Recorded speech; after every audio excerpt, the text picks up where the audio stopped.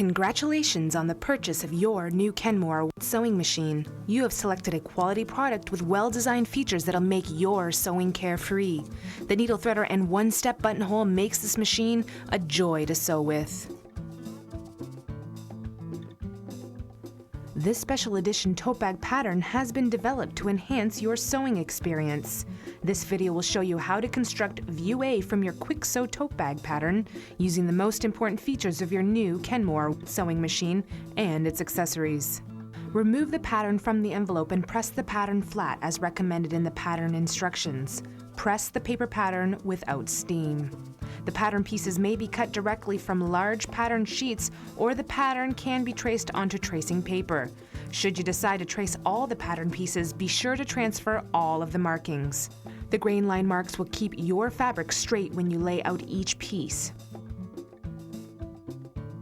Each of the markings is important for cutting out the fabric as well as the placement of the handles. To cut out the pattern pieces, use either paper scissors or a rotary cutter and mat. A quilting ruler will keep the lines perfectly straight when cutting with a rotary cutter. If you do not want to cut out the notches in the pattern, nip the edge of the fabric at the notches or mark with a washable marking pen.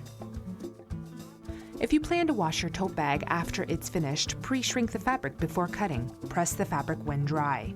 If you have chosen a tapestry or dry clean only fabric, steam press the fabric. With the right sides together, refold the fabric as shown on your pattern instruction sheet. Secure the pattern pieces, pinning through all the layers if cutting the fabric with scissors. When cutting the fabric with a rotary cutter and mat, hold the fabric in place with either weights or tins. Your sewing machine comes with an excellent selection of accessory feet. The zigzag foot is attached to the foot holder on the sewing machine. You'll be using this foot to sew the tote bag together. The wide base of this flat foot holds the fabric securely in place. The zipper foot will be used to insert the zipper in the side panel pocket. The shape of the foot permits the needle to sew closer to the zipper teeth. The automatic buttonhole foot completes each and every buttonhole precisely with easy setup. The satin stitch foot is the correct foot to sew the dense zigzag stitches or the decorative stitches. When you compare the underside of the zigzag foot to the underside of the satin stitch foot, you will notice that the satin stitch foot has a groove that permits the decorative stitch to sew smoothly without interruption. To thread a sewing machine, you must first wind a bobbin. Always use high-quality sewing thread made of strong fibers. Pull up the spool pin on the top of the machine to its highest position. Place the thread on the spool pin with the thread winding off from the back. Follow the thread path on the top of the machine to wind the bobbin. Insert the thread through the hole in the end of the bobbin, threading from the inside to the outside. Place the bobbin onto the bobbin winder spindle. Gently push the bobbin winder spindle to the right. Pull out the hand wheel to release the clutch. Hold the loose end of the thread upward and press down on the foot pedal. When the thread has been wound around the bobbin several times, stop and cut the excess thread. Press down on the foot pedal until the bobbin is completely wound. Do not wind the bobbin too fast. Winding thread onto the bobbin at a high speed can cause the thread to stretch when sewing. The bobbin winder will stop when full. Cut the thread close to the bobbin, pull the bobbin winder spindle back to its original position, and push in the hand wheel. To place the bobbin in the bobbin holder, lift the presser foot lifter. Turn the hand wheel towards you until the needle is at its highest position.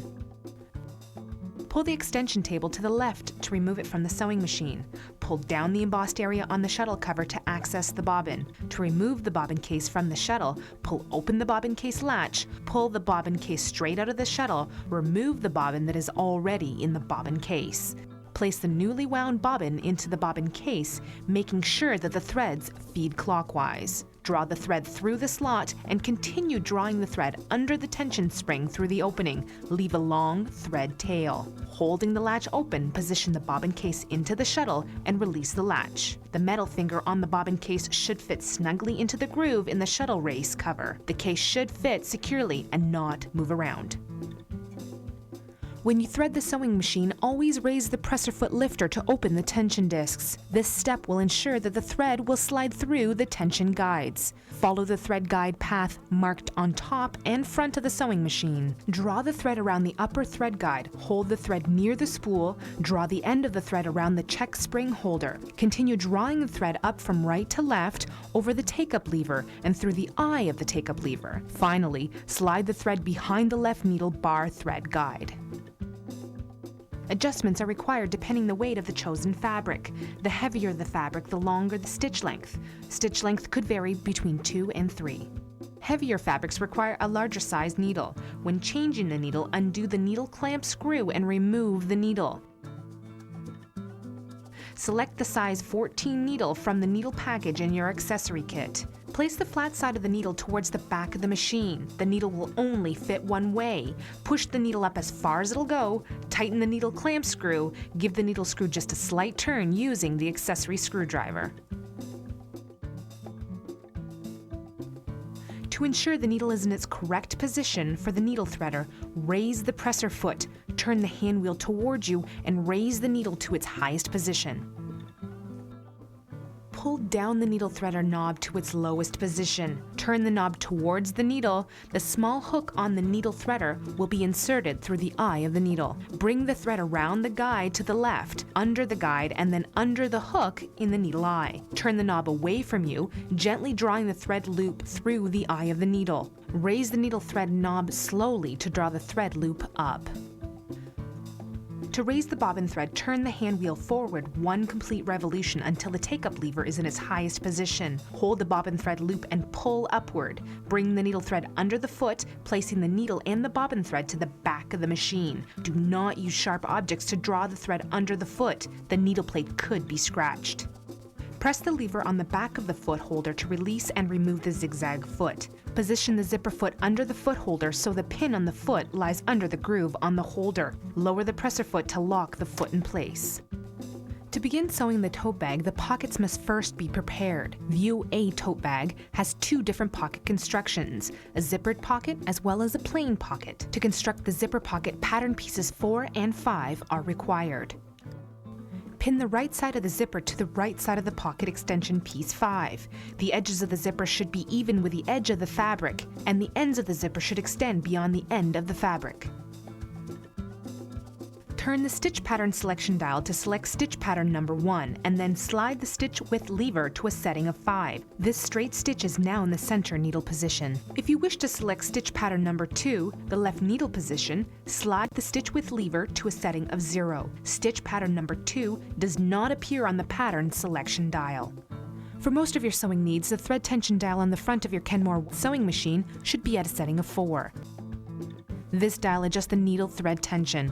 It can be turned higher if the number tension is too loose, or turned to a lower number if the needle thread tension is too tight. Position the zipper under the zipper foot with the left edge of the foot positioned snugly against the zipper tape. Sew a few stitches, press the reverse lever to secure the stitches. Continue sewing the zipper to the fabric extension, reversing at the end of the seam. Cut the thread with a thread cutter, positioned on the left side of the face cover. Pin the remaining side of the zipper to the right side of the pocket piece number 4, keeping the edges of the pocket even, sew the second side of the pocket to the zipper, following the same steps.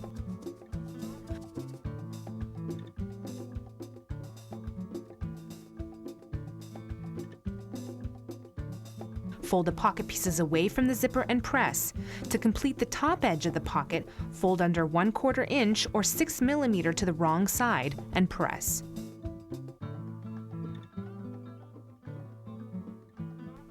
Remove the zipper foot from the foot holder and attach the satin stitch foot. Turn the stitch pattern dial to stitch number 4. Change the stitch width lever to a setting of 4.5. Slide the stitch length lever to the stretch stitch arrow highlighted in gold to select the decorative stitch. The middle position is used for most fabrics. If the fabric pattern does not form properly when tested on your fabric sample, select the L position to lengthen the stitch or select the S position to shorten the stitch. The forward stitches must line up over the top of the reverse motion stitches.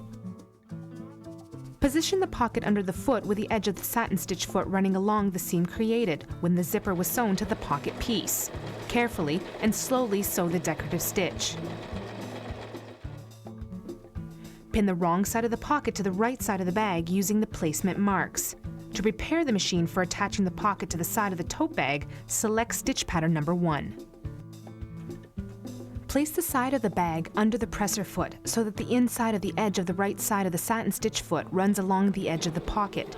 Sew the pocket to the side of the bag, sew slowly over the zipper. If you have used a separating zipper with large teeth, manually turn the handwheel when sewing over the zipper.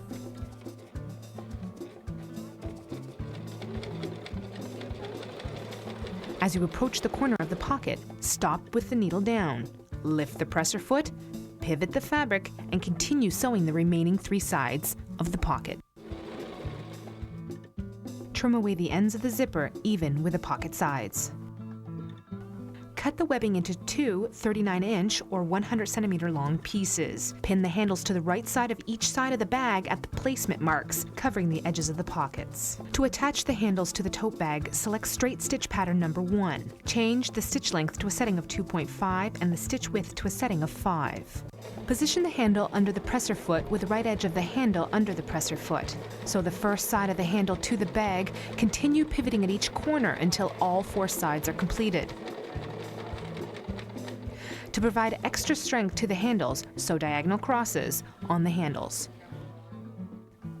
Fold under 1/4 inch or 6 millimeters to the wrong side along both of the long edges of the fabric and press. Pin the wrong side of the contrasting bottom of the bag to the right side of the bag, matching the markings at the side seams. With the same stitch length, sew the layers together close to the folded edge.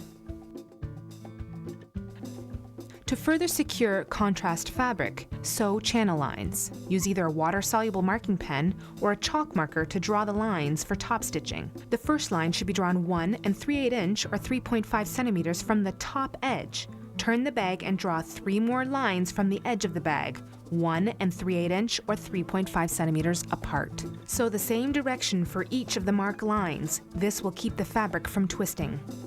Fold the bag in half with right sides together. Pin the sides together matching the markings. Check that the edges of the contrast bottom pieces match. Position the edge of the bag under the zigzag foot with a 1/4 inch or 6 millimeter seam allowance. Sew the edges together with a straight stitch, reversing at each end. To ensure that the edges of the bag do not fray with constant use, overcast the edges. Turn the stitch pattern selection dial to a stitch number 3. Slide the stitch width lever to a setting of 5 to achieve the widest stitch width available. Also, slide the stitch length lever to a setting of 3. Remove the zigzag foot and attach the satin stitch foot so that you can see the edge of the fabric. Position the edge of the bag under the satin stitch foot with the inside of the right edge of the foot aligned with the fabric. Use an overcast stitch on both sides of the bag, reversing them at the beginning and the end of the seam. Once the sides of the bag have been overcast, press them to the side. To keep the top bag from unraveling, overcast the edge. Fold the top edge of the bag to the wrong side along the fold line and press in place. To square off the bottom of the bag, fold each corner, right sides together, matching the marked stitching lines. The bag will sit squarely when filled with items and not fall over.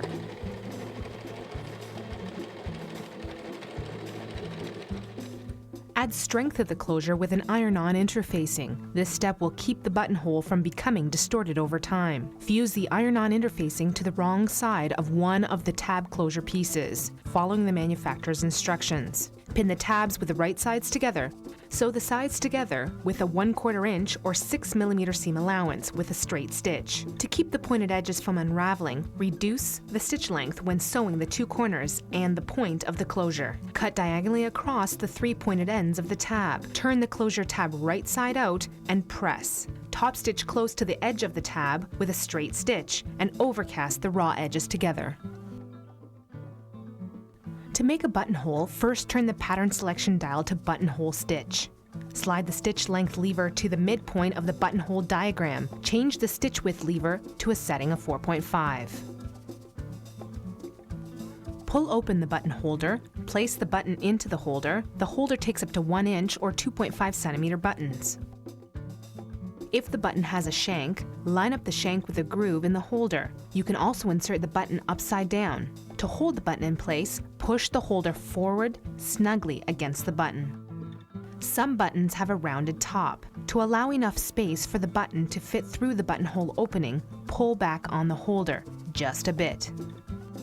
To remove the attached presser foot, press the lever on the back of the foot holder. Position the buttonhole foot under the foot holder. Lower the presser bar, catching the pin on the foot with the groove on the presser bar. Place a scrap of fabric under the buttonhole foot opening. Turn the hand wheel towards you until the needle drops in and out of the fabric. Gently pull the fabric aside, drawing the needle thread through the opening of the foot. After each buttonhole, turn the pattern selection dial to the right and then back onto the buttonhole stitch pattern to reset the buttonhole stitch pattern.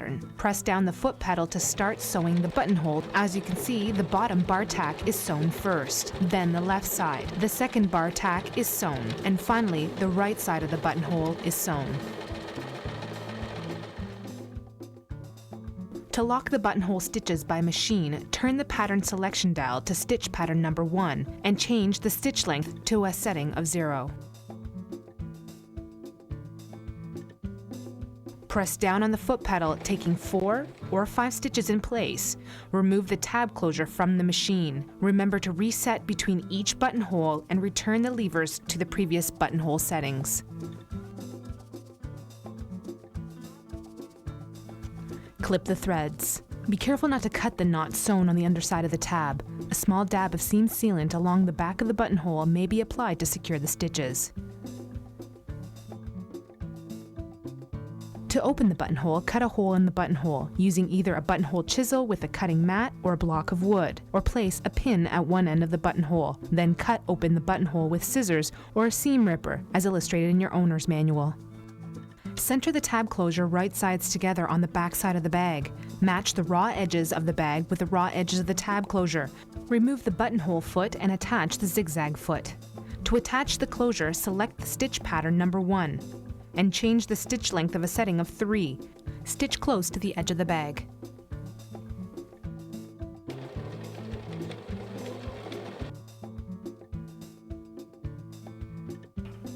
To decoratively sew the top edge of the bag, select stitch pattern number 4. Slide the stitch length lever to the stretch stitch arrow. Continue the decorative look on the tote bag. Thread the machine with the contrasting color previously selected. To make it easier, sew in a circle. Remove the extension table from the machine. This technique is referred to free arm sewing. Fold the top edge of the bag to the wrong side along the fold line and pin in place. Position the bag under the presser foot with a fold on the 3/4 inch or 20 mm needle plate guideline. Lower the presser foot. Once again, sew at a reduced speed to ensure the best stitch quality. As you approach the first side seam, stop. Press down the fabric on both sides of the seam. Start sewing once again. This will keep the fabric flat and the stitches from becoming distorted. Pull the thread to the underside of the fabric and tie off. To secure the closure tab to the bag, select stitch pattern number 1. Slide the stitch length lever to a setting of 2 and the stitch width lever to a setting of 5. Sew a rectangle through all layers of the bag and closure. Finally, sew a button onto the front of the bag. The button may be sewn onto the bag by hand or with the Kenmore sewing machine. First, drop the feed dogs. Since the extension table is already removed, just open the shuttle cover. Move the feed dog lever into the right position. Move the stitch length lever to a setting of 0, which isn't really necessary since the feed dogs have been dropped. This is just a precaution.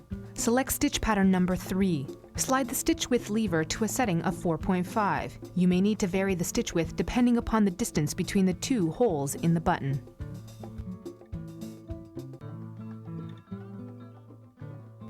Either use tape or dab a bit of fabric glue to hold the button in place.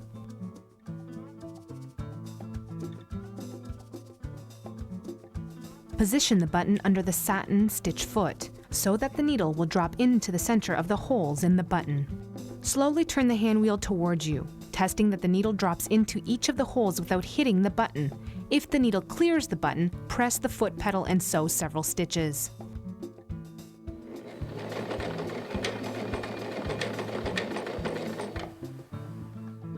To lock the stitches in place, turn the stitch pattern selection dial to stitch number 1 and slide the stitch width lever to a setting of 0, the left needle position. Then sew a few stitches in place.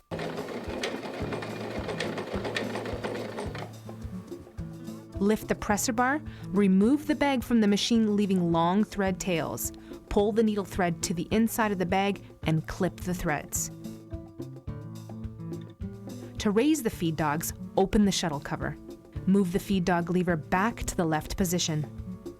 Turn the hand wheel towards you 1 complete revolution to raise the feed dogs.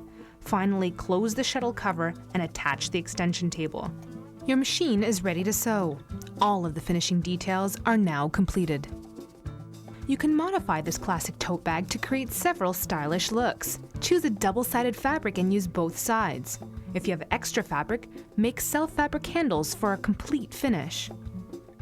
Piping also adds more texture to the tote bag. Make a quick bag with heavy-weight tapestry that does not require a contrasting fabric bottom. The bag can be made without pockets. One last idea, make a beach bag from outdoor fabric that air dries quickly when saturated with pool, lake, or ocean spray. By now, you have seen the sewing techniques used to construct the Quick Sew tote bag.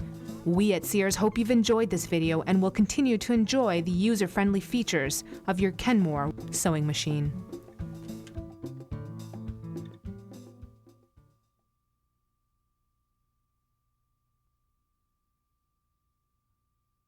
Felicitaciones por la compra de su nueva máquina de coser Kenmore.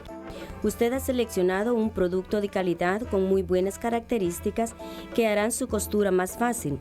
La bobina y pegadora de botones de un solo paso hacen de esta máquina un placer el trabajar con ella. En esta edición especial que incluye el patrón y diseño de un bolso, ha sido hecho con el propósito de que usted incremente su experiencia en la costura. Esta película le mostrará cómo construir la vista A del patrón del bolsón Kiwisu, usando las características más importantes de su nueva máquina de coser Kenmore y sus accesorios. Saque el patrón del sobre y estírelo como es recomendado en las instrucciones. Planche el patrón de papel sin aplicar vapor. Las piezas del diseño pueden ser cortadas directamente de las piezas largas o pueden ser copiadas en papel copia. Si usted decide copiar las piezas, asegúrese de trazar todas las demarcaciones. Las marcas de relieve en las líneas mantendrán el tejido recto cuando usted ponga las piezas. Las piezas enumeradas 1 y 2 del patrón van puestas en el pliegue de la tela. Cada una de las marcas es importante para ir cortando el tejido, así como para poder poner los agarraderos. Para cortar las piezas del patrón, use tijeras de cortar papel o un cortador de girar y felpa. Una regla de edredón le ayudará a mantener las líneas perfectamente rectas cuando esté cortando con el cortador de girar. Si usted no quiere cortar las marcas en el diseño, corte alrededor del tejido en las marcas o marque con un marcador de tinta lavable. Si usted planea lavar su bolsón después de finalizarlo, primero encoja el tejido antes de cortarlo. Planche el tejido una vez que esté seco. Si usted ha escogido un tejido con tapiz o un tejido de lavado en seco, puede usar vapor para plancharlo. Con los lados derechos juntos, vuelva a doblar el tejido como le muestra el patrón en la página de instrucciones. Sujete las piezas del patrón y el tejido con alfileres, asegurando que todas las piezas estén listas para cortar si usted está usando tijeras. Si usted está cortando el tejido con un cortador de girar y felpa, sujete la tela con pesas o latas pesadas. Su máquina de coser está equipada con una excelente selección de accesorios. La prensatelas de zigzag está puesta en la pieza de soporte de la máquina de coser. Usted tendrá que usar este prensatelas para coser su bolsón. La base ancha y plana de este prensatelas le permite sujetar la tela en su puesto. La prensatelas de cremallera será utilizada para insertar la cremallera en un papel del bolsón. La forma de esta prensatelas le permite que la aguja cosa más cerca de los dientes de la cremallera. La pieza de prensatelas automática para hacer ojales le permite completar cada ojal fácilmente y con exactitud. La pieza de puntada de satín es la más adecuada para coser zigzag o puntadas decorativas. Cuando usted compare la parte de abajo del prensatelas zigzag con el prensatelas de puntadas de satín, usted notará que la pieza de puntada de satín tiene una ranura que facilita las puntadas decorativas suaves y sin interrupción. Para enhebrar la máquina de coser, usted primero tiene que bobinar el hilo en la canilla. Siempre utilice un hilo fuerte de muy buena calidad. Levante el portacarretes que está en la parte superior de la máquina y colóquelo en su posición más alta. Coloque el hilo en el portacarretes bobinando el hilo por la parte de atrás. Siga el paso del hilo hasta el tope de la máquina para bobinar la canilla. Pase el hilo por el orificio al lado extremo de la canilla, bobinando de adentro para afuera. Coloque la bobina en el enrollador de bobina. Presione suavemente el enrollador de bobina hacia la derecha. Saque hacia afuera la ruedecilla de mano para liberar el pedal. Sujete el extremo del hilo hacia arriba mientras que presiona el pedal. Cuando el hilo ha sido bobinado en la canilla, pare y corte el exceso de hilo. Presione el pedal hasta que la canilla esté completamente llena. No bobine la canilla demasiado rápido. Bobinar demasiado rápido puede causar que el hilo se estire cuando usted esté cosiendo. El enrollador de bobina para automáticamente cuando la canilla está llena. Corte el hilo cerca de la canilla. Ale el enrollador de bobina, póngalo de regreso en su posición original y empuje la ruedecilla de mano. Para colocar la canilla en la bobina, levante la palanca del prensatelas. Levante la aguja a su posición más alta girando la ruedecilla de mano hacia usted. Mueva la mesa de extensión hacia la izquierda y retírela de la máquina de coser. Empuje hacia abajo en el área embosada de la cubierta del compartimento para tener acceso a la bobina. Para remover la bobina, abra la tapa del soporte de accesorios. Ale la bobina hacia afuera tirando la uñeta metálica. Saque la bobina que se encuentra adentro. Coloque la nueva canilla embobinada dentro del portacanillas de la bobina, asegurando que el hilo salga en la posición contraria de las agujas del reloj. Pase el hilo por la hendidura y continúe tirando el hilo bajo el resorte de tensión hasta que el hilo pase por la abertura de salida. Deje una hebra larga. Sujetando el portacanillas por la uñeta metálica, introdúzcola en la lanzadera y luego suelte el pestillo. La uñeta de metal en el portacanillas tiene que encajar en la hendidura en la parte superior de la anilla. La portacanillas tiene que colocarse fijamente para que no se desplace hacia ninguna parte. Cuando usted enhebre la máquina de coser, no presione el pedal para abrir los discos de tensión. Este paso le garantiza que el hilo pase a través de la guía de tensión. Siga la guía del hilo marcada en la parte de arriba y del frente de la máquina de coser. Pase y tire del hilo alrededor de la parte de arriba de la guía del hilo. Mantenga el hilo cerca del carrete. Tire del extremo del hilo alrededor del gancho de resorte. Continúe tirando la hebra de hilo hacia arriba de la parte derecha a la izquierda, sobre la palanca del enhebrador y a través del ojo del enhebrador. Finalmente, pase la hebra del hilo detrás de la aguja por el lado izquierdo de la guía de hilo. Algunos ajustes son necesarios dependiendo del peso del tejido que usted escoja. Entre más pesado sea el tejido, más larga es la puntada. El largo de las puntadas puede que varíe entre 2 y 3. Tejidos pesados requieren agujas más grandes. Cuando cambie la aguja, afloje el tornillo con un desarmador y retire la aguja. Seleccione la aguja número 14 del paquete incluido en los accesorios.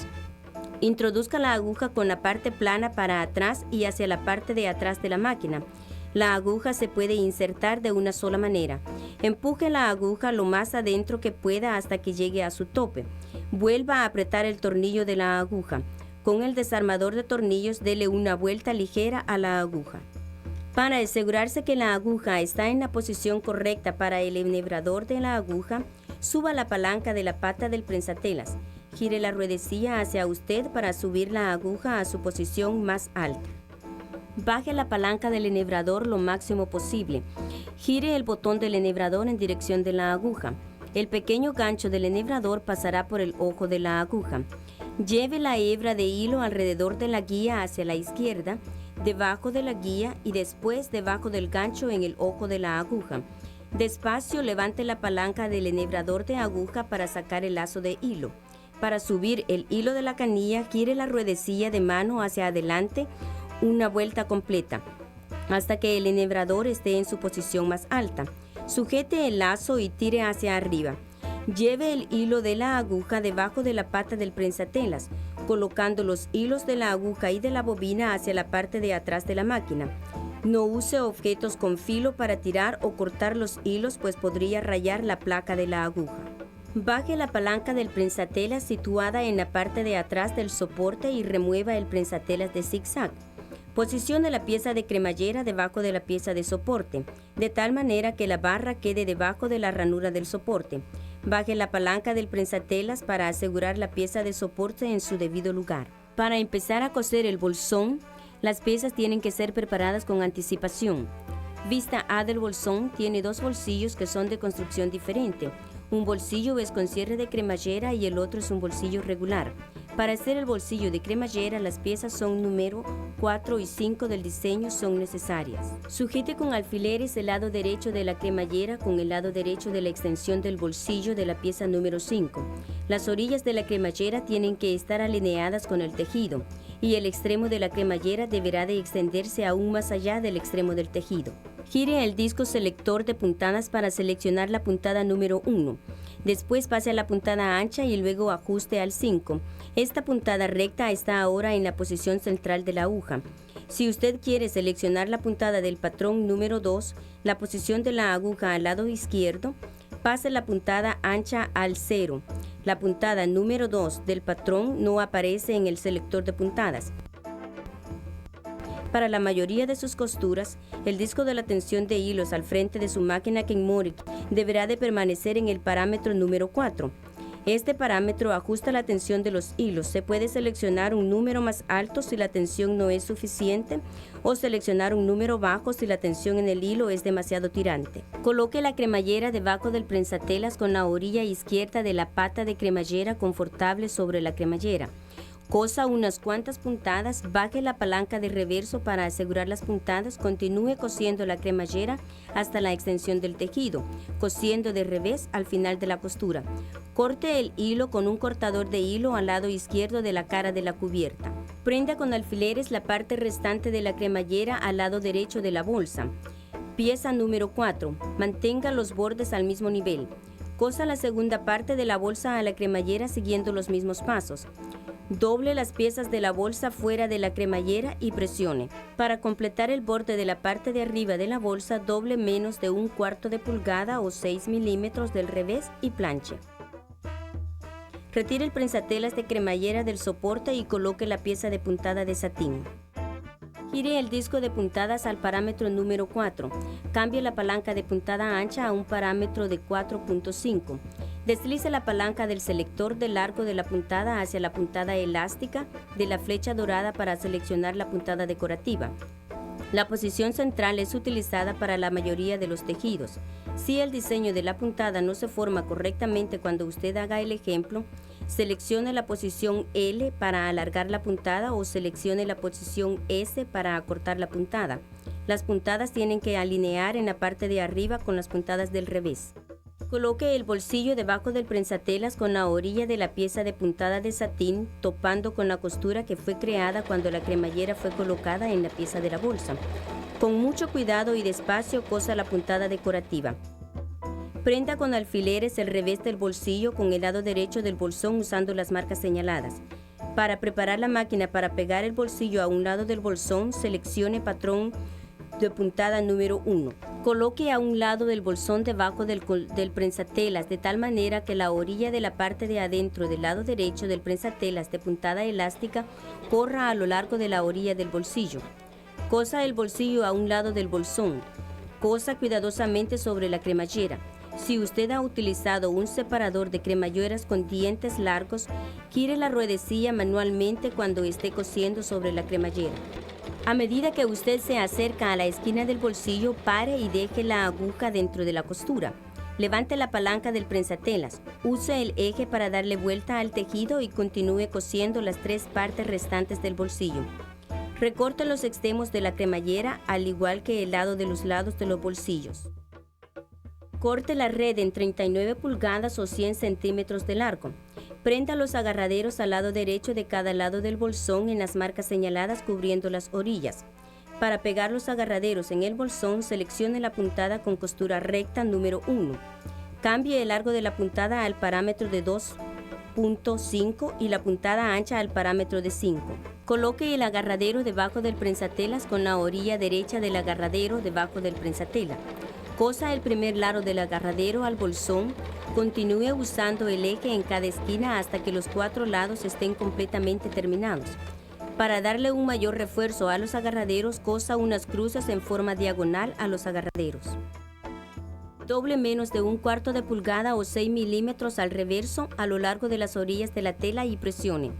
Prenda el lado reverso del contraste de la parte de abajo del bolsón, haciendo juego con las marcas al lado de la costura. Con el mismo largo de la puntada, cosa las capas juntas, cierre el borde doblado. Para asegurar más el contraste del tejido, cosa líneas de canal. Use un marcador de tinta con base de agua o un marcador de yeso para dibujar líneas de puntada arriba. La primera línea deberá ser dibujada 3/8 o 3.5 a partir del borde de arriba. Dele vuelta al bolsón y dibuje 3 líneas más desde el tope del borde del bolsón con un espacio de 3/8 o 3.5. Cosa en la misma dirección cada una de las líneas marcadas. Esto evitará que el tejido se dé vuelta o tuerza.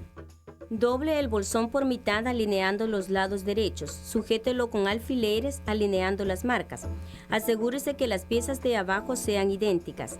Ponga el borde del bolsón debajo del prensatela zigzag dejando 1/4 de pulgada o 6 milímetros de espacio entre el borde y la costura. Cosa los bordes juntos con puntada recta, haciéndolo nuevamente cuando llegue al final. Para asegurarse que los bordes de la bolsa no se deshagan o deshilen con el uso, refuerce los bordes. Gire el selector de puntada al número 3. Deslice la palanca del selector de ancho de puntada al número 5 para lograr la puntada más ancha posible. También deslice la palanca del selector de largo de puntada al número 3. Remueva la prensatelas de zigzag y coloque la prensatelas de puntadas de realce para que pueda ver fácilmente los bordes del tejido. Coloque el borde del bolsón debajo del prensatelas, con la parte interior derecha del prensatelas alineada con el tejido. Cosa una puntada de refuerzo a los 2 lados de la bolsa, cosiendo nuevamente cuando llegue al principio y al final de la costura. Una vez que los lados del bolsón hayan sido reforzados, presiónelos a los lados. Para asegurar que la parte de arriba del bolsón no se deshile, refuerce los bordes. Doble el borde de arriba del bolsón al lado opuesto a lo largo de las líneas marcadas para doblar. Luego presiónelo firmemente hasta que llegue a su lugar. Para alinear la parte de abajo del bolsón, doble junta las esquinas de los lados derechos alineando. Cosa las esquinas sobre las marcas con puntada recta, cosiendo de reverso cuando llegue al final. El bolsón permanecerá en forma recta cuando se le llene de artículos y no se caerá. Para fortalecer el cierre, utilice una plancha caliente y presione. Esto ayudará a que el ojal mantenga su forma original al paso del tiempo. Pase las planchas de cara al lado opuesto de uno de los agarraderos siguiendo las instrucciones de fábrica. Fije el lado derecho de los agarraderos con alfileres. Cosa los 2 lados con 1/4 de pulgada o 6 milímetros de espacio entre el borde y la costura y con puntada recta. Para evitar que las esquinas se deshilen, reduzca el largo de la puntada cuando esté cosiendo las 2 esquinas y el cierre. Haga un corte diagonal a través de las 3 esquinas del cierre. Doble el lado derecho del cierre haciéndole presión. Cósalo cerca del borde del cierre con puntada recta y puntada arriba reforzando juntos los bordes no finalizados. Para hacer el ojal, primero gire el selector de puntada hasta seleccionar la puntada de ojal. Deslice la palanca del largo de la puntada colocándola al centro del dibujo del ojal. Cambie la palanca del selector del ancho de la puntada al número 4.5. Abre la placa para botones e instale el botón. Se pueden instalar botones de hasta 1 pulgada o 2.5 centímetros dentro de la placa para botones. Si el botón tiene pie, alinéelo con la ranura de la placa. Usted también puede instalar el botón al revés. Para asegurar el botón en su lugar, empuje ligeramente la placa para botones contra el botón. Algunos botones tienen la parte del frente elevada y curva. Para que haya suficiente espacio para el botón y el orificio del ojal, separe un poco el botón de la placa para botones. Para quitar el prensatelas, suéltelo presionando la palanca que hay en la parte trasera del soporte del prensatelas. Coloque el prensatelas para ojales debajo del soporte. Baje la palanca de presionar de tal forma que la barra del prensatelas quede alineada con la ranura del soporte de prensatelas. Ponga un pedazo de tejido debajo de la abertura del prensatelas para ojales. Gire despacio la ruedecilla de mano hacia usted hasta que la aguja haya bajado y subido completamente del tejido. Coloque la marca del principio en el cierre de la solapa debajo del prensatelas de ojales, de tal manera que la aguja caiga en la posición de principio. Baje la palanca de soporte de prensatelas. Presione el pedal para empezar a coser el ojal. El remate de la parte de abajo se cose primero. Luego del lado izquierdo, el segundo remate es cosido y finalmente el lado derecho del ojal es cosido. Para asegurar las puntadas de los ojales usando la máquina, gire el selector de puntada al número 1 y cambie el selector de largo y ancho de la puntada al número 0. Presione el pedal cosiendo 4 o 5 puntadas. Aleje de la máquina el cierre del bolso. Recuerde de regresar a los selectores a su posición original cada vez que termine un ojal. Recorte las hebras de hilo. Tenga cuidado de no cortar el nudo que ha sido cosido por debajo de la solapa. Puede aplicar una cantidad pequeña de pegamento para costura alrededor del ojal para asegurar las puntadas. Para abrir el ojal, haga una abertura en medio del ojal. Use un cortador de ojales con un cortador de felpa o un bloquecillo de madera o coloque un alfiler al lado de arriba o abajo del remate y luego corte el centro del ojal con tijeras o con el cortador de ojales como está ilustrado en el manual. Centre el cierre de la solapa junto a los dos lados derechos en la parte trasera del bolsón. Empareje los bordes no finalizados del bolsón con los bordes no finalizados del cierre de la solapa. Retire el prensatelas para ojales y coloque el prensatelas zigzag. Para coser el cierre, seleccione la puntada número 1 y cambie el largo de la puntada al parámetro número 3. Haga la costura cerca del borde del bolsón. Para decorar la parte de arriba del bolsón, seleccione la puntada número 4. Deslice la palanca de la puntada larga a la flecha de la puntada elástica. Para continuar la decoración del bolsón, enhebre la máquina con el color de contraste previamente seleccionado. Para facilitar la costura en el círculo, quite el soporte de los accesorios de la máquina. Esta técnica es conocida como costura de brazo libre. Doble al revés la parte de arriba del bolsón y a lo largo de los dobleces asegurarlos con alfileres. Ponga el bolsón debajo del prensatelas con el doblez a la medida de 20 milímetros en la guía de la placa de aguja. Pare de coser cuando se esté acercando al inicio de la parte donde empezó la costura. Presione el tejido a los lados de la costura y empiece a coser nuevamente. Esto ayudará a que el tejido se mantenga plano y que las costuras mantengan su línea original. Hágale un nudo a las hebras de hilo en la parte interior del tejido. Para coser el cierre de la solapa en el bolsón, seleccione la puntada recta número 1. Deslice la palanca del selector de largo de puntada al parámetro 2 y el selector de puntada ancha a la selección 5. Cosa un rectángulo a través de todos los niveles del bolsón y cierre. Por último, cosa el botón al frente de la bolsa. El botón puede ser cosido a mano o con la máquina de coser Kinmore. Primero quite el muelle. Como el soporte de los accesorios ya ha sido removido, solamente abra la tapadera. Mueva la palanca del muelle hacia el lado derecho. Mueva el selector de largo de puntada a la selección de 0. Seleccione la puntada número 3. Deslice la palanca del selector de puntada ancha a la selección aproximada de 4.5. Podría ser que usted necesite ajustar el ancho de la puntada de acuerdo a la distancia de los dos hoyos en los botones. Asegure el botón con cinta adhesiva o con un poquito de pega para el tejido. Coloque el botón debajo del prensatelas de satín a manera que la aguja quede centrada entre los hoyos de los botones. Baje la palanca del prensatelas. Gire despacio la ruedecilla de mano hacia usted, probando que la aguja caiga o pase en cada uno de los agujeros sin tocar el botón. Si la aguja no golpea el botón, presione el pedal para coser varias puntadas.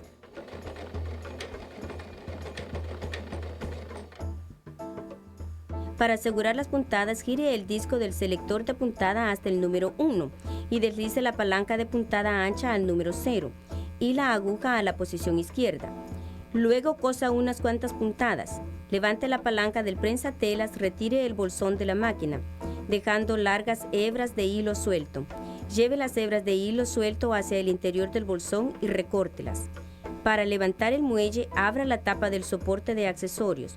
Mueva la palanca del muelle de regreso al lado izquierdo. Gire la ruedecilla de mano hacia usted, dándole una vuelta completa hasta levantar el muelle. Finalmente, cierre la tapa y ponga de regreso el soporte de accesorios. Su máquina está lista para coser. Todos los detalles están completos. Usted puede modificar este bolsón clásico para crear otros diseños de estilo. Escoja un tejido con diseños a ambos lados para hacer un bolsón reversible. Si usted tiene tejidos extras, puede confeccionar sus propios agarraderos para un mejor acabado. La puntada de dominó en las orillas mejora la textura del bolsón. Haga un bolsón en forma rápida con una base sólida de tapiz que no necesita un material de contraste para diseñar la parte de abajo. El bolsón lo puede hacer sin bolsillos. Y por último, haga un maletín playero con materiales que se secan rápido cuando se salpiquen con el agua de las piscinas, lagos o mares. A este punto, usted ya ha visto las técnicas de costura usadas para hacer su bolsón Kiwi Zoo. Sears espera que usted haya disfrutado de esta película de video y que continúe disfrutando de los accesorios y características fáciles de usar de su máquina de coser Kenmore.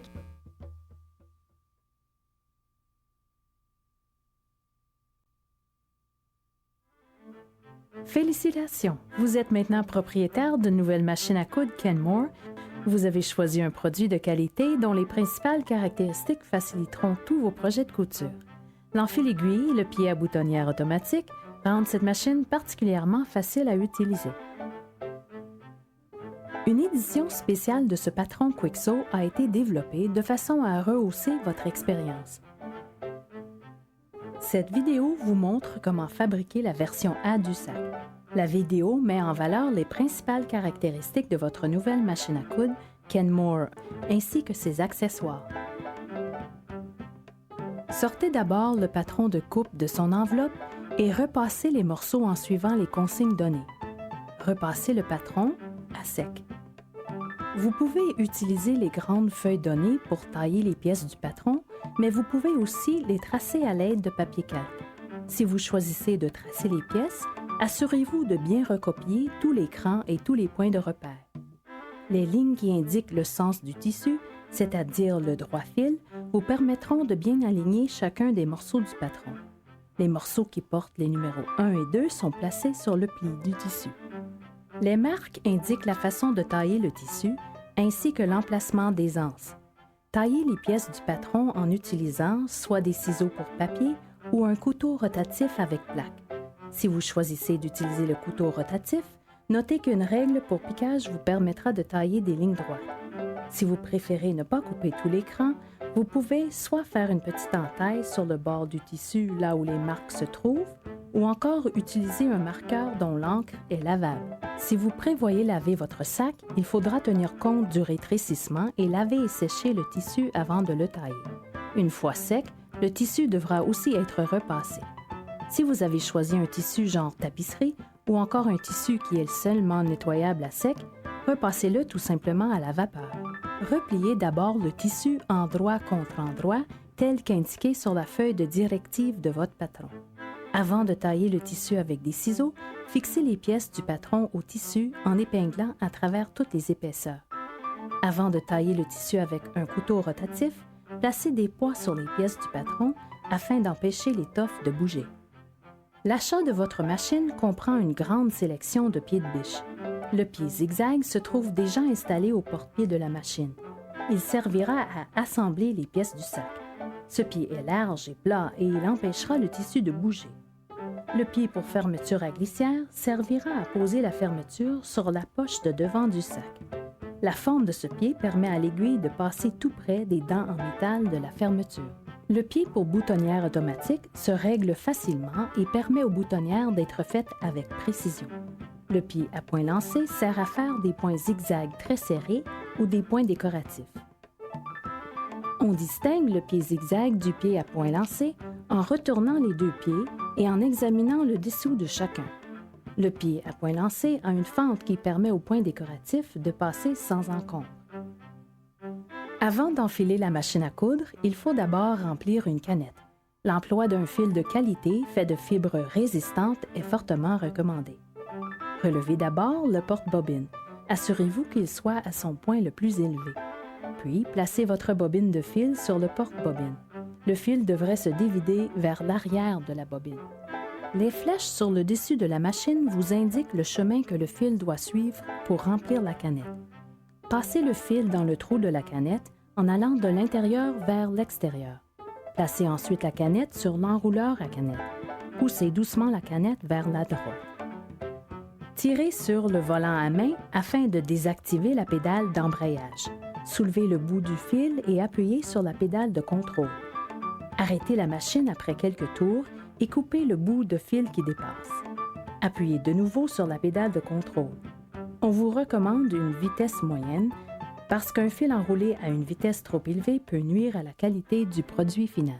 Une fois la bobine remplie, l'enrouleur de la canette s'arrêtera. Coupez le fil près de la bobine. Remettez ensuite l'enrouleur de la canette à sa position de départ en poussant l'axe vers la gauche. Appuyez sur le volant. Afin de placer la canette dans le porte-canette, soulevez d'abord le levier de relevage du pied presseur. Faites remonter l'aiguille à sa position la plus élevée en faisant tourner manuellement le volant vers l'avant. Tirez vers la gauche sur la rallonge de plateau afin de l'enlever. Placez un doigt sur l'encoche du coin gauche du couvercle et tirez vers l'avant pour l'ouvrir. Tirez tout droit et vers l'avant sur le loquet du porte-canette afin de le sortir de la machine. Retirez ensuite la canette qui s'y trouve. Placez la canette nouvellement remplie dans le porte-canette de sorte que la canette soit alimentée dans le sens des aiguilles.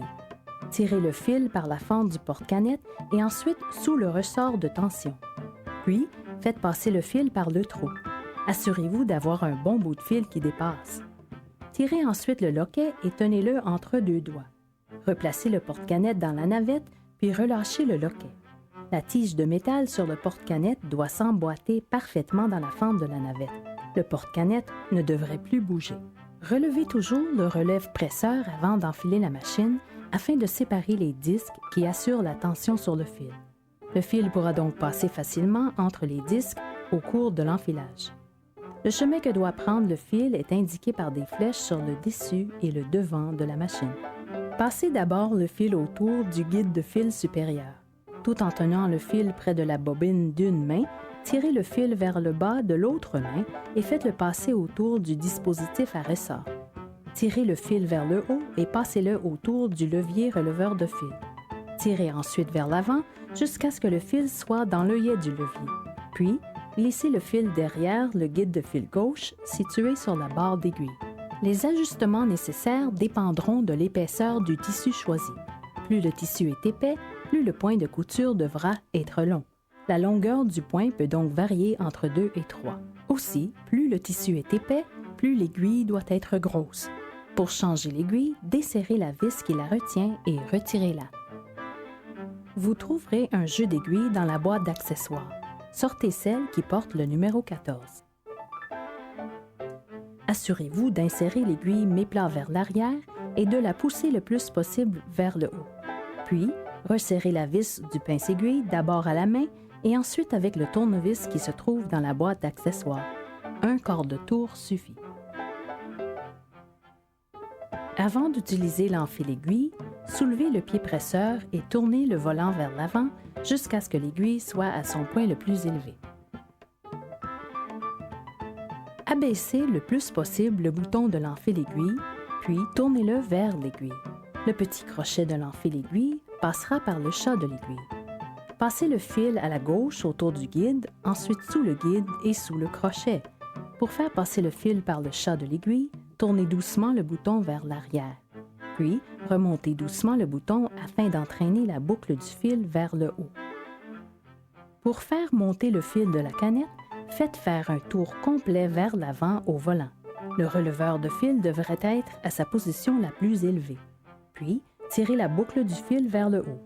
Passez ensuite les 2 fils sous le pied et tirez-les vers l'arrière. L'emploi d'objets pointus pour passer les fils sous le pied est à déconseiller afin d'éviter d'abîmer la plaque d'aiguille. Pour enlever le pied zigzag, appuyez sur le levier qui se trouve à l'arrière de la patte d'attache du pied. Placez le pied pour fermeture à glissière sous la patte d'attache. La broche du pied devrait se trouver sous l'encoche de la patte. Baissez ensuite la patte d'attache pour mettre en prise le pied. L'assemblage du sac débute par la préparation des poches. La version A du sac fourre-tout comprend 2 types de poches, une avec fermeture à glissière et une sans fermeture à glissière. Nous allons d'abord fabriquer la poche avec fermeture à glissière en utilisant les pièces 4 et 5. Épinglez l'endroit de la fermeture à l'endroit de la pièce numéro 5. Les bords de la fermeture à glissière devraient s'aligner avec les bords du tissu, mais les bouts de la fermeture, eux, dépasseront les bouts du tissu. Tournez le sélecteur de point au numéro 1 et réglez la largeur du point à 5. L'aiguille se trouve maintenant à la position centrale. Si vous préférez avoir l'aiguille à gauche, comme pour le point de couture numéro 2, réglez la largeur du point à 0. Notez que le numéro 2 n'apparaîtra pas à la fenêtre du sélecteur de point. Le bouton de réglage de tension du fil se trouve sur le devant de votre machine Kenmore. La position 4 sur le bouton de réglage de tension répondra à la majorité de vos besoins. C'est en tournant ce bouton qu'on ajuste la tension exercée sur le fil. Plus le nombre choisi est élevé, plus le fil sera tendu et inversement, un nombre plus bas indique moins de tension sur le fil. Placez la fermeture à glissière sous le pied pour fermeture. Assurez-vous que le côté gauche du pied suive le bord du ruban de la fermeture. Faites d'abord quelques points, puis arrêtez la machine. Faites ensuite quelques points en marche arrière afin d'arrêter les fils. Piquez jusqu'au bout et faites encore quelques points en marche arrière. Coupez le fil à l'aide du coupe-fil qui se trouve sur le côté gauche du couvercle frontal. Épinglez maintenant le côté libre de la fermeture à glissière à l'endroit de la pièce numéro 4. Assurez-vous d'aligner les bords de la poche et piquez ensuite selon la méthode utilisée pour le premier côté. Repliez les pièces de la poche envers contre envers et passez au fer. Faites un ourlet de 6 mm à partir du haut de la poche. Repassez. Échangez le pied pour fermeture à glissière contre le pied à point lancé. Tournez le bouton du sélecteur de point au numéro 4 et réglez la largeur du point à 4,5. Pour produire le point décoratif, placez le levier de réglage pour la longueur du point sous la flèche dorée. C'est la position du point extensible. La flèche se situe entre le S et le L sur l'échelle du levier de réglage pour la longueur du point et est propice à la grande majorité des tissus. Si, lorsque vous faites votre échantillon, le point décoratif ne se fait pas correctement, sélectionnez la position L pour rallonger le point ou la position S pour le raccourcir. Notez que les points faits vers l'avant doivent s'emboîter dans les points faits en marche arrière. Placez la poche sous le pied. Le bord du pied à point lancé devra suivre la couture qui rattache la fermeture à glissière à l'étoffe de la poche. Piquez lentement et soigneusement le point décoratif. Utilisez les repères d'emplacement pour épingler correctement l'envers de la poche à l'endroit du sac. Nous allons maintenant joindre la poche au sac. Tournez d'abord le sélecteur de point au numéro 1. Placez le sac sous le pied. Notez que l'intérieur de la broche de droite du pied à point lancé devra suivre le bord de la poche. Piquez. Passez lentement sur la fermeture à glissière. Pour piquer une fermeture séparable qui a de grosses dents, il faut tourner le volant à la main. Afin de piquer un angle droit au coin de la poche, arrêtez la machine lorsque l'aiguille est à sa position la plus basse. Puis, relevez le pied presseur et faites ensuite pivoter le tissu. Répétez à chacun des coins.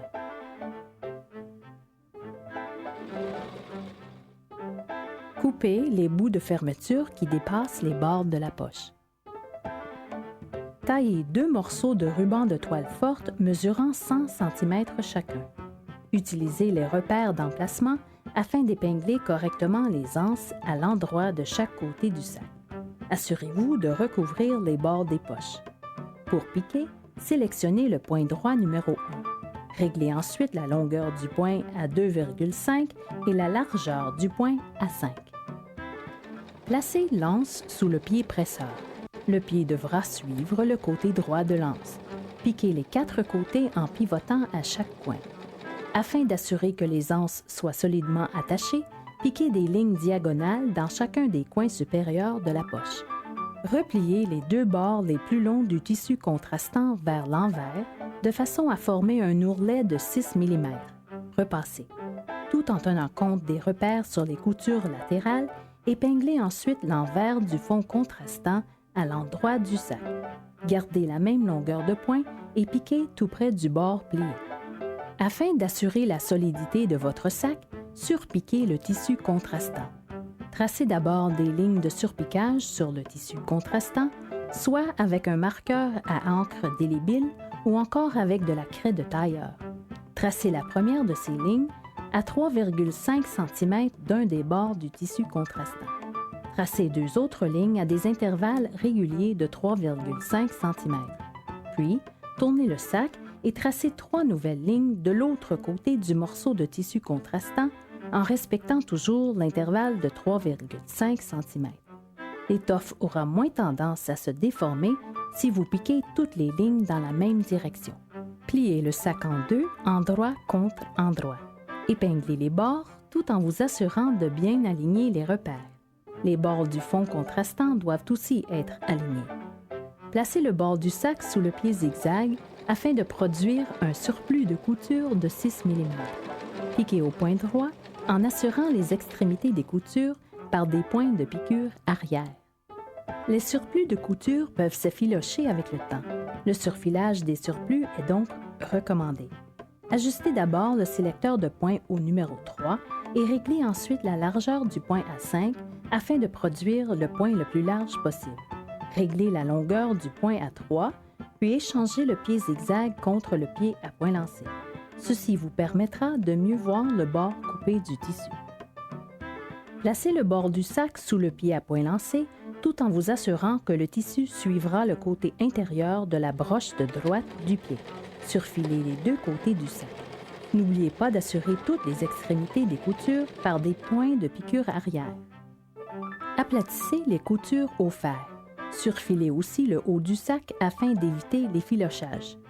Faites un pli au fer, envers contre envers, sur la ligne de pli du haut du sac. Afin d'équarrir le fond du sac, repliez chacun des coins endroit contre endroit en suivant les lignes de couture indiquées. Piquez chacun des 2 coins au point droit et en diagonale en assurant toujours les extrémités des coutures par des points de piqûre arrière. Une fois rempli, le sac gardera sa forme et ne penchera pas. Pour renforcer le fermoir du sac, utilisez un morceau d'entoilage. Cette étape additionnelle empêchera la déformation de la boutonnière. Avec le fer à repasser et tout en suivant les consignes du fabricant, collez l'entoilage à l'envers d'une des pièces numéro 6. Épinglez ensuite les 2 pièces endroit contre endroit. Piquez au point droit en laissant un surplus de couture de 6 mm. Afin d'empêcher les pointes de s'effilocher, diminuez la longueur des points lorsque vous piquez les 2 coins et la pointe du fermoir. Coupez les surplus en diagonale à chaque pointe. Tournez ensuite le fermoir à l'endroit et repassez-le. Puis, surpiquez les 3 bords du fermoir au point droit et surfilez ensuite les bords coupés du bout qui reste. Pour faire une boutonnière, sélectionnez le symbole de la boutonnière en tournant le sélecteur de points. Placez ensuite le levier de réglage pour la longueur du point à mi-chemin entre les 2 bouts du symbole pour boutonnière. Réglez la largeur du point à 4,5. Ouvrez le support du bouton. Placez le bouton dans le support. Le support accepte des boutons d'un diamètre maximum de 2,5 cm. Si vous utilisez des boutons à queue, assurez-vous d'aligner la queue et la fente du support. Le bouton peut aussi être placé à l'envers. Afin de tenir le bouton en place, resserrez fermement le support contre le bouton. Certains boutons sont plutôt concaves. Pour permettre à un bouton concave de s'engager facilement dans sa boutonnière, tirez doucement sur le support afin de l'ouvrir un tout petit peu. Pour changer le pied presseur, soulevez le levier qui se situe derrière la patte d'attache. Placez le pied pour boutonnière sous la patte et abaissez-la. L'encoche de la patte d'attache se rattachera à la broche du pied. Placez un bout de tissu sous l'ouverture du pied pour boutonnière. Tournez le volant vers l'avant jusqu'à ce que l'aiguille entre et sorte du tissu une fois. Tirez doucement sur le tissu afin d'amener le fil de l'aiguille à passer par le trou du pied. Après avoir terminé une boutonnière, tournez toujours le sélecteur de points d'abord à droite et ensuite à gauche afin de le remettre au symbole de boutonnière. Cette étape sert à tout remettre à zéro. Appuyez sur la pédale de contrôle. Les points d'arrêt sont les premiers à être formés, puis c'est le côté gauche de la boutonnière, ensuite la deuxième série de points d'arrêt et pour finir, le deuxième côté de la boutonnière.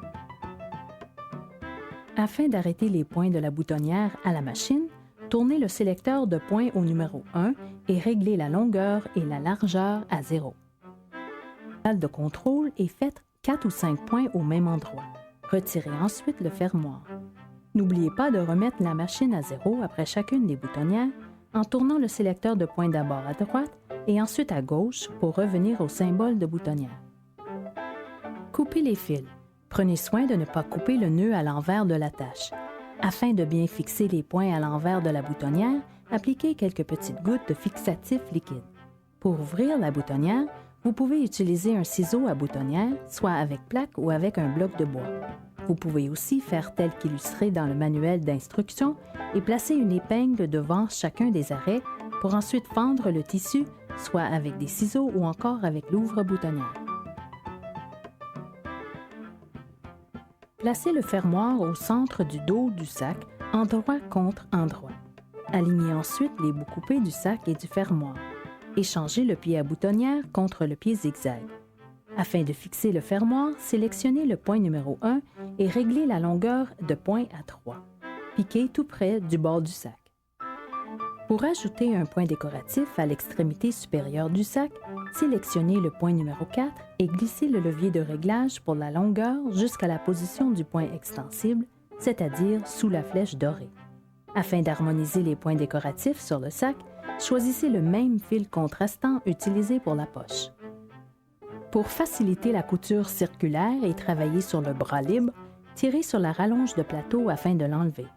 Repliez la partie supérieure du sac envers contre envers sur la ligne de pli. Utilisez des épingles pour tenir le tissu en place. Placez ensuite le sac sous le pli presseur. Alignez le bord du pli à la ligne de repère de 20 mm qui se trouve sur la plaque d'aiguille. Abaissez le pied presseur. Mieux vaut réduire la vitesse à cette étape afin d'assurer la qualité du résultat. Lorsque vous arriverez à la première couture, arrêtez la machine. Appuyez sur le tissu des deux côtés de la couture. Puis, remettez la machine en marche. La pression de vos doigts aplatira le tissu et empêchera la déformation des plis. Faites ensuite passer le fil à l'envers du tissu et nouez-le. Pour fixer le fermoir au sac, sélectionnez le point numéro 1. Réglez la longueur du point à 2 et la largeur à 5. Piquez un rectangle à travers toutes les épaisseurs du sac et du fermoir. Pour terminer, ajoutez un bouton sur le devant du sac. Vous pouvez le coudre à la main ou encore avec la machine Kenmore. Premièrement, il faut faire descendre les griffes d'entraînement. Puisque la rallonge de plateau a déjà été enlevée, il suffit d'ouvrir le couvercle et de pousser le levier vers la droite. Réglez la longueur du point à 0 et sélectionnez le point numéro 3. Réglez la largeur de point à environ 4,5.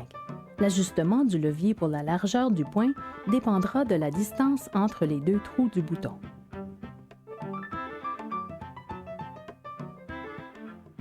Utilisez soit une goutte de colle pour tissu ou un morceau de ruban gommé pour tenir le bouton en place. Placez le bouton sous le pied à point lancé de façon à ce que l'aiguille passe par le centre du trou du bouton. Abaissez le pied. Tournez lentement le volant vers l'avant.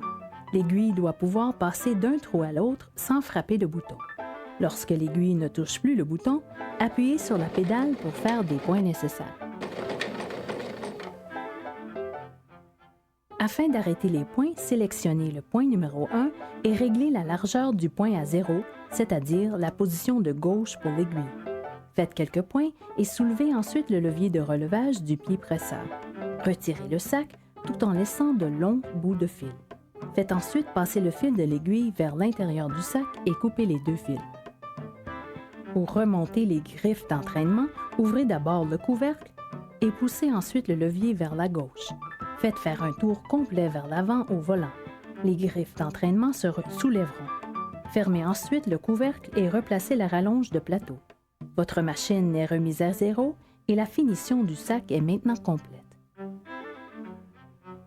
Le patron pour ce sac peut facilement être modifié afin de mieux correspondre à vos goûts. Choisissez un tissu double face et utilisez les deux côtés.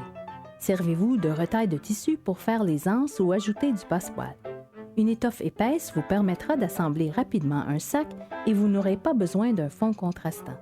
Le sac peut aussi être fait sans poche. Les étoffes imperméables font d'excellents sacs de plage qui sèchent rapidement. Ces sacs sont donc pratiques à la piscine comme au bord de la mer. Enfin, tout est possible.